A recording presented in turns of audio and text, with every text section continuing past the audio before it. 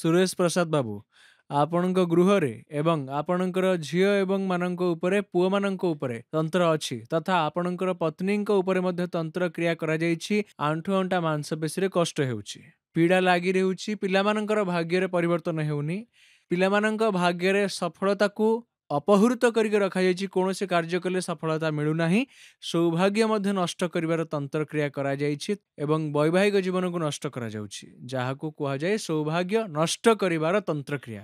ଏବଂ ତିନି ଜଣଙ୍କର ଜୀବନରେ ସୁଖ ଶାନ୍ତିର ଯେଉଁ ମାର୍ଗ ଅଛି ତାହାକୁ ବନ୍ଦ କରିଦିଆଯାଇଛି। ତିନି ଜଣ ପୁଅଙ୍କର ଗୃହରେ ମନମାଳିନ୍ୟ ରହୁଛି, ମତାନ୍ତର ରହୁଛି ସମସ୍ତଙ୍କ ଭିତରେ, ତଥା ଝିଅମାନଙ୍କର ଜୀବନ, ଦୁଇ ଜଣ ଝିଅମାନଙ୍କର ଜୀବନ ସଂଘର୍ଷମୟ ଏବଂ ଦୁଃଖମୟ ମଧ୍ୟ ରହୁ, ଏପରି ମଧ୍ୟ ତନ୍ତ୍ରକ୍ରିୟା କରାଯାଇଛି।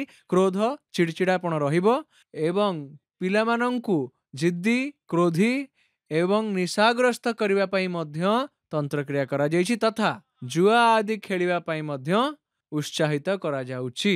ଆଉ ଗୋଟିଏ ଝିଅର ମଧ୍ୟ ଛାଡ଼ପତ୍ର ହେବ, ସେଥିପାଇଁ ସେପରି ସ୍ଥିତି ଅଛି ଏବଂ 100% ଛାଡ଼ପତ୍ର ଆଡ଼କୁ ଯାଉଛନ୍ତି ସେମାନେ ଏବଂ ମାତାରାଣୀ 100% ଛାଡ଼ପତ୍ର ଆଡ଼କୁ ଯାଉଛନ୍ତି। ଠିକ ଅଛି, ମାତାରାଣୀଙ୍କୁ ପ୍ରାର୍ଥନା କରିବା କେମିତି ଏଠି ନ ଘଟିବ, ଏସବୁ ଜିନିଷ ନହେବ।